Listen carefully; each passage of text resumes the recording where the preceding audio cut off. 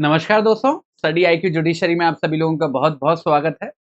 दोस्तों, आज हम लोग जिस मुद्दे पे चर्चा करने वाले हैं, बड़ा ही महत्वपूर्ण मुद्दा है, जहाँ तक हमारी स्ट्रैटेजी की बात है, हमारे जुडिशरी एग्ज़ाम्स के प्रिपरेशन के लिए। देखिए दोस्तों, आप सभी को पता है जुडिशरी एग्ज़ाम्स की प्रिपरेशन करना इतना आसान नहीं है और सबसे बड़ा चैलेंज जो स्टूडेंट्स के सामने खड़ा होता है, वो ये होता है कि इतना वास्ट सिलेबस है। There are so many things जो हम लोगों को कवर करनी है। पहले तो लॉ सब्जेक्ट्स इतने सारे हो जाते हैं, मेजर सब्जेक्ट्स हैं, फिर माइनर सब्जेक्ट्स हैं, फिर लोकल लॉज़ हैं। उसके अलावा कुछ स्टेट्स में हमको जीएस भी तैयार करना है, जीके भी तैयार करना है, लैंग्वेज पे भी फ़ोकस करना है, एसे राइटिंग करनी है, जजमेंट राइटिंग करनी है। तो there are so many things to do. इसकी वजह से क्या होता है, कन्फ्यूजन बहुत ज़्यादा हो जाता है और बच्चों के लिए बड़ा मुश्किल हो जाता है कि कैसे स्ट्रैटेजाइज़ करें, इन सारी चीज़ों के बीच में बैलेंस कैसे बनाएँ, जिससे कहीं पे भी कोई कमी ना रह जाए। कोई बच्चा मेजर लॉ में बहुत महारत हासिल कर लेता है, तो माइनर लॉ में कमज़ोर हो जाता है।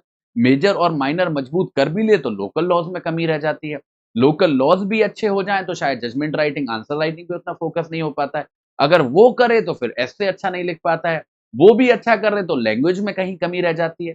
और सबसे बड़ी दिक्कत क्या है कि अगर इनमें से कहीं पे भी कमी रह गई, हमारे जो चांसेस हैं, हमारे सिलेक्शन होने के, वो बहुत कम हो जाते हैं। कभी-कभी किसी केस में तो इम्पॉसिबल हो जाता है हमारा सिलेक्शन होना, इतनी सारी मेहनत करने के बावजूद भी। तो क्या करें? इसका क्या सॉल्यूशन है? कोई भी एक स्टूडेंट जो कोई कोचिंग को अटेंड कर रहा है या अदरवाइज़ आल्सो सेल्फ स्टडी अगर कर रहा है, तो वो कैसे इस पूरे इतने सारे बर्डन को हैंडल करे? देखिए दोस्तों, मैं वैसे समझ सकता हूँ, परेशानी कोई छोटी नहीं है और 5 मिनट के वीडियो में, 10 मिनट के वीडियो में इसका कोई फुल प्रूफ सॉल्यूशन निकाल पाना इतना पॉसिबल नहीं है। But at the same time एक स्ट्रैटेजी है, जो आपकी हेल्प कर सकती है सच में और मुझे लगता है कि ये एक स्ट्रैटेजी अगर कोई दिल से फॉलो करेगा, तो उसको फ़ायदा तो ज़रूर मिलेगा, ठीक है? वो क्या स्ट्रैटेजी है? देखिए दोस्तों, जब भी हम लोग कभी ऐसी सिचुएशन में फँसते हैं, जहाँ पे बहुत सारा कुछ करना होता है एक लिमिटेड टाइम के अंदर, तो सबसे बेहतर ये होता है कि हम अपने सामने अपने गोल्स को सेट कर लें, कि हम लोगों को कौन से वो गोल्स हैं जिनको अचीव करना है, ठीक है? और उनको डिवाइड कर लें 2 कैटेगरीज़ में। एक कैटेगरी रहेगी शॉर्ट टर्म गोल्स की और एक कैटेगरी रहेगी लॉन्ग टर्म गोल्स की। इनमें क्या डिफरेंस है? जैसे फॉर एग्ज़ाम्पल हमको एक पूरा पहाड़ चढ़ना है जो हमको बहुत ऊँचा दिख रहा है। जिसको चढ़ने के लिए हमें लग रहा है कि बहुत मेहनत लगेगी, बहुत समय भी लगेगा, ठीक है? तो ये है कि हमको ओवर टाइम पहाड़ चढ़ना है, ये हमारा लॉन्ग टर्म गोल है। उसके बारे में हम एक लंबी स्ट्रैटेजी बना सकते हैं, कि 2 महीने में हम यहाँ तक पहुँचेंगे, फिर अगले 15 दिन में वहाँ, फिर अगले 6 महीने में वहाँ। ये क्या है? हमारी लॉन्ग टर्म स्ट्रैटेजी है। पर एट द सेम टाइम वहाँ तक पहुँचने के लिए, ये भी ज़रूरी है कि आपके पास शॉर्ट टर्म गोल्स हों। जिनको आप डेली बेसिस पे, वीकली बेसिस पे पूरा करो, कि मेरे को आज कितनी सीढ़ियाँ चढ़ जानी है या फिर मेरे को आज कितना ऊपर तक पहुँचना है कम से कम। आज मुझे कहाँ पे कैंप लगाना है, फिर मैं कल कहाँ से शुरुआत करूँगा, इस पूरे वीक में मुझे कहाँ से कहाँ तक पहुँच जाना है। बिकॉज़ वो ही शॉर्ट टर्म गोल्स हैं जो ओवर टाइम आपको लॉन्ग टर्म गोल अचीव करने में मदद करेंगे। इसी तरीके से जब हम लोग तैयारी करते हैं, हमारा लॉन्ग टर्म गोल तो है ही कि हमको सारे मेजर, सारे माइनर, सारे local laws, answer writing, judgement writing सब कुछ कवर करना है, हमें पता है कि लॉन्ग टर्म गोल हमारा क्या है। और ओवरऑल हमने दिमाग में ये आइडिया भी बना रखा है कि लगभग-लगभग 1 साल में हमें ये सारी चीज़ें कवर करनी है। दैट इज़ फाइन, बट वो हमारा लॉन्ग टर्म गोल है। हम उस लॉन्ग टर्म गोल को अचीव तभी कर पाएँगे जब उसको हम लोग बिट्स एंड पीसेस में डिवाइड करेंगे। शॉर्ट टर्म गोल्स में डिवाइड करेंगे कि डेली बेसिस पे हमको कब करना है, क्या करना है, कैसे करना है। फिर डेली के बाद बढ़ेंगे वीकली बेसिस पे कि 1 हफ्ते में हमारा क्या टारगेट रहना चाहिए, जो अचीव करना ही करना हो। इसको थोड़ा-सा एक्सटेंड करके मंथ तक भी लेके जा सकते हो कि फलाने मंथ के अंदर हमको कौन-सा सब्जेक्ट कवर कर लेना था, कौन-सा हमको प्रैक्टिस कितनी कर लेनी थी, वो सारी बात। वही शॉर्ट टर्म गोल आपको धीरे-धीरे, धीरे-धीरे आपके लॉन्ग टर्म गोल की तरफ ले जाएँगे। दिक्कत क्या होती है कि हम लॉन्ग टर्म गोल में इतना खो जाते हैं कि जो हमारी इमीडिएट रिक्वायरमेंट्स है, उन पे हम फोकस ही नहीं करते। हम खोए रहते हैं कि पूरा ये सब्जेक्ट कब खत्म होगा। हमारा फोकस ही नहीं होता है कि ये चैप्टर हमको कब तक खत्म करना है। इसलिए हमको ये एंग्ज़ायटी और ये इतना प्रेशर फ़ील करता है। ऐसा बिल्कुल भी नहीं होगा। हम लोग अपने दिमाग को बहुत अच्छे से मैनेज कर पाएँगे, अपनी तैयारी को बहुत अच्छे से मैनेज कर पाएँगे। अगर हम लोग डेली बेसिस पे, वीकली बेसिस पे अपने सामने टारगेट रखेंगे और उन टारगेट को फॉलो करने का, अचीव करने का हमारा निश्चय रहेगा कि हमको ये पूरा करना ही करना है। ये हमारा टारगेट है, एम है, जिसको अचीव करके आगे चलेंगे, आगे क्या होगा देखा जाएगा। But at the same time अभी जो इमीडिएटली हमारे सामने है, उसको हमें अच्छे से कवर करना है। तो फॉर एग्जाम्पल आपने कोई भी टाइम टेबल बनाया है, इसके बारे में मैंने आपको गाइडेंस भी दी थी कि टाइम टेबल कैसे बनाना है। तो अगर आपने मान लीजिए कोई भी टाइम टेबल बनाया है, तो आपका short term goal daily basis पे यही होना चाहिए कि आपका वो जो टाइम टेबल है, वो फॉलो हो। उसमें जो आप सब्जेक्ट्स कवर कर रहे हो, वो चीजें हो, जो चीजों की प्रैक्टिस कर रहे हो, वो होती चले। ठीक है? और उसके साथ आप जेन्युइन रहो, ऑनेस्ट रहो। आप ये देखोगे कि धीरे-धीरे आपको खुद महसूस होने लगेगा कि आप अपने लॉन्ग टर्म गोल की तरफ बढ़ने जा रहे हो। इसको मैं बोलता हूं लैडर अप्रोच, कि अगर अभी हम लोग यहां पे खड़े हुए हैं ना, तो हमको इसके बारे में नहीं सोचना है कि हम यहां कहे तक कैसे पहुंचेंगे। हम यहां पे खड़े हुए हैं तो हमको इसके बारे में सोचना है कि हम यहां से यहां कैसे आए। इसे बोलते हैं हमारे सामने जो इमीडिएट एक्सपेक्टेशन है उसको कैसे पूरा करें, शॉर्ट टर्म गोल को कैसे अचीव करें। कल को जब हम यहां से यहां पहुंच जाएंगे, वो हमारा एक शॉर्ट टर्म गोल अचीव हो जाएगा, देन वी विल फोकस कि हम यहां से यहां कैसे पहुंचे। और ऐसे ही लेडर बाय लेडर हम लोग आगे बढ़ते हैं। दिक्कत क्या होती है कि हम खड़े यहां हैं, हमारी एक्सपेक्टेशन ये है कि हम ये अचीव कर लें, और दिक्कत क्या है कि वो अचीव कर लें शॉर्टेस्ट पॉसिबल टाइम में, जो impossible, it is just impossible. उसकी वजह से क्या होता है, दिमाग पे प्रेशर आता है, एंग्जाइटी होती है।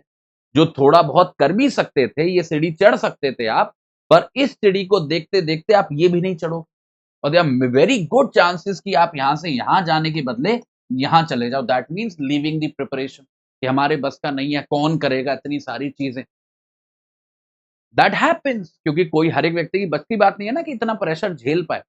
इसलिए always focus on things which are just before you. तो मैं अभी ये सेशन ले रहा हूं ना, तो मेरा फोकस ये है कि ये सेशन कैसे अच्छा जाएगा। जब अगला सेशन लूंगा, then I will, my focus will be on that. अभी मैं ये नहीं सोच सकता कि मैं कैसे बेहतर से बेहतर टीचर बन जाऊंगा। That is something that would happen over time, अगर मैं काम करता रहूं। Same goes with you also. आप अभी सोच के बैठोगे कि मैं कैसे पूरा सिलेबस खत्म कर दूं, जुडिशरी क्रैक कर दूं 6 महीने के अंदर, तो वो नहीं होने वाला। बट अगर आप अपने इमीडिएट गोल्स पे फोकस बना के रखोगे कि आज मुझे कितने चैप्टर्स पढ़ने हैं, आज मुझे कितने पेजेस पढ़ने हैं, आज मुझे कितने घंटा पढ़ना है, और उसके साथ ऑनेस्ट रहोगे, तो सच में वो पॉसिबल हो पाएगा, और वो एंग्जाइटी भी क्रिएट नहीं होगी। इसलिए बोलते हैं having a long term goal is good, बहुत अच्छी बात है। बट उसको ब्रेक डाउन करना शॉर्ट टर्म गोल्स में is very necessary. It is not a matter of choice कि आपकी मर्जी है, आपकी स्ट्रैटेजी है। No no, you have to do it. क्योंकि ये कोई ऐसा आसान एग्जाम नहीं है कि आपके सेमेस्टर की तरह 5 सब्जेक्ट पढ़ लिए और जाके चले गए और लिखा है कुछ भी और पास हो गए। Not like that. It is literally exam जिसका बहुत हाई स्टैंडर्ड है, जिसके लिए एक रिक्वायर्ड स्ट्रैटेजी लगेगी। बच्चे बोलते हैं मेहनत कर रहे हैं सर, मेहनत कर रहे हैं। मेहनत तो गधा भी करता है बेटो, ऐसा नहीं। केवल मेहनत से काम नहीं चलता है, मेहनत तो करनी है, बट वो राइट डायरेक्शन में, राइट स्ट्रैटेजी के साथ, बिना इसको खराब किए, बिना इसको प्रेशर। तो याद रखिए, आपका जो भी प्लान है, जो भी टारगेट है, उसको ब्रेक डाउन करिए इनटू बिट्स एंड पीसेस, और उन बिट्स एंड पीसेस को ऑनेस्टली फॉलो करिए डेली बेसिस पे, वीकली बेसिस पे। आई एम गारंटिंग यू, आज आप जहां पे हो उससे कई ज्यादा आगे पहुंच जाओगे अगले आने वाले 2 महीने में, 6 में। और आपको आपका वो लॉन्ग टर्म गोल सच में अचीवेबल लगने लगेगा, जो शायद आज इम्पॉसिबल लग रहा। तो इसमें जरूर ध्यान दीजिएगा। बाकी दोस्तों, आप सभी लोगों के लिए एक बहुत बड़ी खुशखबरी है। अगर आप दोस्तों प्रिपरेशन कर रहे हो और आप प्लान कर रहे हो कि मेरे को कोचिंग लेनी, आपके लिए बहुत अच्छा मौका स्टडी आईक्यू लेके आया है उड़ान जुडिशरी फाउंडेशन बैच के फॉर्म में। ये इतना खास मौका क्यों है, पहले इसका प्राइस देखो। 29,999 रुपीज में आपको ये बैच मिल रहा है। ये कूपन कूपन कोड यूज करने पे ABHILIVE, ये मेरा कूपन कोड है। इसको यूज करने पे आपको ये डिस्काउंटेड प्राइस मिल रहा है। इसके अलावा दोस्तों, इसके अंदर आपको 2 साल की लाइव वैलिडिटी मिल रही है। दैट मीन्स आपका जो फाउंडेशन बैच है, जो हम कवर कराएंगे आपका पूरा सिलेबस 1 साल के अंदर, वो तो होगा ही होगा बेटा। अदर देन दैट आपके पास 1 साल एक्स्ट्रा लाइव वैलिडिटी रहेगी। दैट मीन्स मान लीजिए आपने कोई चीज़ पढ़ ली, लाइव लेक्चर्स ले लिया, आपको कोई चीज़ समझ में नहीं आई या आप भूल गए, आप रिवाइज़ करना चाहते हो, तो जो नेक्स्ट बैच होगा जिसके आप पार्ट नहीं हो, उसकी जो लाइव क्लासेस हो रही होंगी, आप उनको एक्सेस कर सकोगे।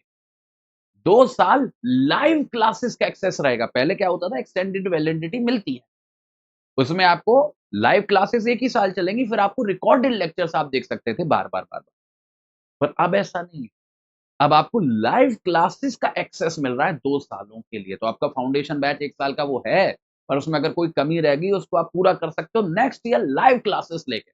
क्योंकि काफ़ी ऐसे बच्चे हैं जो रिकॉर्डेड लेक्चर्स में इतना कंफर्टेबल फील नहीं करते हैं और लाइव क्लासेस का जो इंटरेक्शन होता है वो अलग ही है दोस्तों, उसका कोई कंपैरिज़न ही नहीं है। And that is the reason कि ये बैच इतना खास है और देखिए इतनी बड़ी आपको फ़ायदा मिल रहा है पर प्राइस में कोई हमने बढ़ाया नहीं। It is the same price, उस सेम प्राइस में आपको ये बेनिफिट हम लोग दे रहे हैं। इसके साथ-साथ आपको 7 डे रिफंड पॉलिसी मिल रही है। जैसे यहाँ पे खड़े होके मैं आपको बता रहा हूँ कि ये सारे बेनिफिट्स हैं, ये सारे कोर्सेज़ हैं हमारे पास। आप उसको लेते हो, कल को आपको ये रियलाइज़ेशन होता है कि मज़ा नहीं आ रहा। टीचर्स ज़्यादा पढ़ा रहे हैं शायद वो आपको पसंद नहीं आ रहा। जैसे नोट्स मिल रहे हैं या बाकी की जो फैसिलिटीज़ अवेलेबल हो रही हैं, वो शायद आप इतने सैटिस्फाई नहीं कर पा रहे। ऐसा हो सकता है, इट इज़ वेरी पॉसिबल, ठीक है?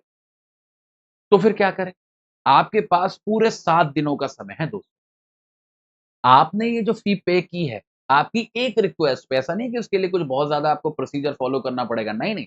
आप सिंपल सी एक रिक्वेस्ट डालोगे, उस एक रिक्वेस्ट पे आपकी ये पूरी की पूरी फ़ी आपको इंस्टेंटली रिफंड कर दी जाएगी। दैट मीन्स आप इस बैच में एनरोल कराओ, ट्राई आउट कैसा लग रहा है, कैसा फ़ील आ रहा है, टीचर समझ में आ रहे हैं, कंटेंट समझ में आ रहा है।